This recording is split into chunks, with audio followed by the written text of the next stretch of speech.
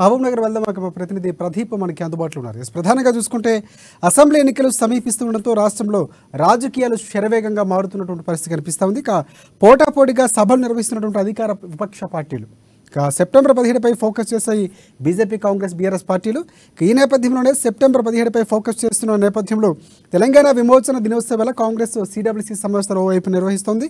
తుగ్గూడ వేదికగా కాంగ్రెస్ పార్టీ విజయభేరి సభ కూడా నిర్వహిస్తుంది. 2 రోజుల పాటు జరగనున్నటువంటి పరిస్థితి కనిపిస్తోంది. 5 డిక్లరేషన్స్ ప్రధానంగా కాంగ్రెస్ పార్టీ ప్రకటించనుంది. సభను సక్సెస్ చేసేందుకు ముఖ్య నేతలు ఇప్పటికే కసరత్తులు ప్రారంభించారు. దానికి సంబంధించినటువంటి పూర్తిగా కూడా కార్యాచరణ రూపొందించినటువంటి పరిస్థితి కనిపిస్తుంది. ప్రత్యేకమైనటువంటి కమిటీలు వేశారు. అలాగే రాహుల్ గాంధీ రాబోతున్నారు. ప్రధానంగా ఖర్గే నేతృత్వంలో ఈ సభ అంతా కూడా జరగబోతున్నట్టు తెలుస్తుంది. సో దీనిపై మరిన్ని అప్డేట్స్ అందిస్తారు. చెప్పండి ప్రదీప్. Good evening Rajasekhar. ఏదైతే తెలంగాణ రాష్ట్రంలో కాంగ్రెస్ తెలంగాణ రాష్ట్ర ప్రజలకు భరోసానిచ్చే దిశగా అయితే ప్రయాణిస్తున్నట్టు మనకు తెలుస్తా ఉంది. దాంట్లో భాగంగానే ఉమ్మడి తెలంగాణ రాష్ట్రం అంటే తెలంగాణ రాష్ట్రం మొత్తము కాంగ్రెస్ పోటీగా సభలు నిర్వహిస్తూ నిత్యం ప్రజల్లో ఉంటూ కూడా ప్రజలకు భరోసా కల్పించే దిశగా నాయకులంతా పనిచేస్తున్నారని చెప్పొచ్చు. అయితే ప్రధానంగా తెలంగాణలో ఈసారి మొట్టమొదటిసారిగా కాంగ్రెస్ పార్టీ ఏదైతే జాతీయ కాంగ్రెస్ పార్టీ సిడబ్ల్యూసీ సమావేశం హైదరాబాద్ లో నిర్వహిస్తుంది. ఈ సమావేశాన్ని ఈ నెల 16న హైదరాబాద్ లో నిర్వహించడం పట్ల సర్వత్రా అయితే హర్షం వ్యక్తమవుతుంది. కాంగ్రెస్ శ్రేణుల్లో కొత్త ఉత్సాహం వచ్చిందనే చెప్పొచ్చు. అయితే ఈ సిడబ్ల్యూసీ సమావేశం మొట్టమొదటిగా హైదరాబాద్ లో నిర్వహించడంపై కూడా భిన్న కథనాలు అయితే వినిపిస్తున్నాయి. ఒకవైపు కాంగ్రెస్ శ్రేణులు హర్షం వ్యతిరేకిస్తూనే ప్రతిపక్ష పార్టీలు అయితే తీవ్ర విమర్శలు అయితే చేస్తున్న నేపథ్యం ఉంది.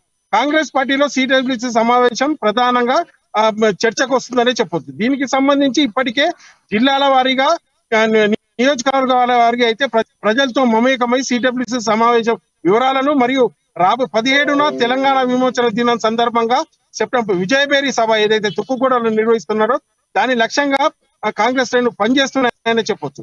ప్రధానంగా ఉమ్మడి పాలమూరు జిల్లా వ్యాప్తంగా అయితే ఇప్పటికే కాంగ్రెస్ శ్రేణులు ప్రజల్లోకి వెళ్లి కాంగ్రెస్ పార్టీ విధి విధానాలు రాబోయే రోజుల్లో కాంగ్రెస్ పార్టీ చేసే కార్యక్రమాలు వస్తున్న సందర్భం అయితే ఉంది.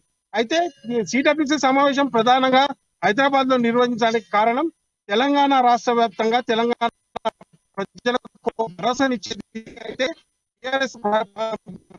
ప్రభుత్వ వైఫల్యాలను కూడా ఉపయోగిస్తున్నారని ప్రధానంగా 5 అంశాలను అయితే తెలంగాణ రాష్ట్ర ప్రజలకు భరోసానిచ్చైతే జాతీయ కాంగ్రెస్ పార్టీ రాహుల్ గాంధీ సారథ్యంలోని సోనియా గాంధీ సారథ్యంలోని తెలంగాణ ప్రజలకు భరోసాను ఇవ్వబోతున్నారని చెప్పొచ్చు రాజశేఖర్.